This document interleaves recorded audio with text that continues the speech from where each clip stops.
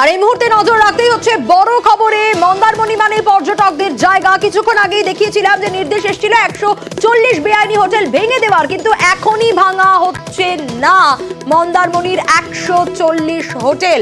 আরো ডিটেলে বিষয়ে আবির জানাতে পারবে। আবির, দেখো, মন্দারমণির যে 140টি হোটেল তা এখনই ভাঙা হচ্ছে না, এবং ওই মন্দারমণির যে হোটেল ভাঙার বিষয়ে কিছুই জানতেন না, জানতে পারেনি নবান্নের শীর্ষ স্তরের তরফ থেকেও। তুমি জানো যে পর্যটকদের একটা যাতায়াত মন্দারমণি বা পূর্ব মেদিনীপুরের এই জায়গাকে ঘিরে রয়েছে, এবং যে নোটিশ দেওয়া হয়েছে সেই নোটিশ এর ব্যাপারেও প্রশাসনের শীর্ষ স্তর সচিব পর্যায়ের তরফ থেকেও কিছু জানা যায়নি। যেহেতু পর্যটকদের ভিড় রয়েছে এবং এই হোটেলগুলোর সঙ্গে অর্থনীতি ভীষণ রকম ভাবে জড়িত, প্রচুর মানুষ এখানে যেমন কাজ করেন, তাদের জীবিকা কর্মসংস্থান জড়িত, এবং হোটেলগুলোর কারণে স্থানীয় যে কর্মসংস্থানের বিষয় তাও জড়িত থাকছে।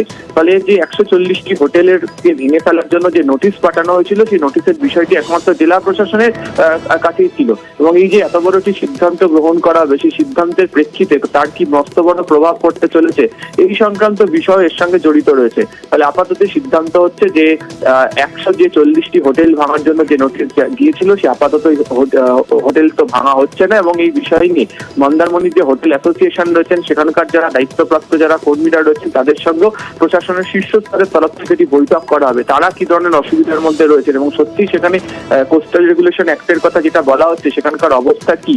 এবং যেহেতু ভেঙে ফেললে আবারও বলছি যে অর্থনীতির ক্ষেত্রে একটা মস্ত বড় প্রভাব পড়তে পারে, এবং এখন হচ্ছে পর্যটনের মৌসুম, বহু পর্যটক ইতিমধ্যে সেই হোটেল বুক করে রেখেছে। ফলে এখনই যদি হোটেল ভেঙে ফেলা হয় তাহলে সেই জায়গা সম্পূর্ণভাবে পর্যটনের ক্ষেত্রে একটা মস্ত বড় প্রভাব পড়বে। ফলে আপাতত সিদ্ধান্ত নেওয়া হয়েছে যে তারা এই বিষয় নিয়ে প্রশাসনের তরফ থেকে তাদের সঙ্গে কথা বলা হবে, তারপরে এই বিষয় নিয়ে চূড়ান্ত সিদ্ধান্ত গৃহীত হবে। আবির, একটা বিষয় একটু ক্লিয়ার করতে চাইবো, আরেকবার একটু জানতে চাইবো তোমার কাছ থেকে। মুখ্যমন্ত্রীর দপ্তরকে কিছু না জানিয়েই এই সিদ্ধান্ত নিয়ে নেওয়া হয়েছিল, এই নির্দেশ দেওয়া হয়েছিল? যেটা জানতে পারা যাচ্ছে যে একেবারেই তাই, তারা তো জানতে পারেনি, এবং একই সঙ্গে হচ্ছে মুখ্য সচিবের কাছেও এ ব্যাপারে নির্দিষ্ট কোনো তথ্য জেলা প্রশাসনের তরফ থেকেও পাঠানো হয়নি। যদিও যারা হোটেল অ্যাসোসিয়েশনের যারা সদস্য তাদের বক্তব্য যে তাদের কি অসুবিধে এবং তাদের যে নির্দিষ্ট গাইডলাইন মেনে তারা কি কাজ করেছিলেন সেটা বলার মতো জায়গাতে তারাও রয়েছেন। ফলে শুধুমাত্র সেই বিষয়কে না মেনে যদি এই ধরনের সিদ্ধান্ত গ্রহণ করা হয় তাহলে বিপুল ক্ষতির মুখে তাদেরকে পড়তে হবে। বেশ আবির।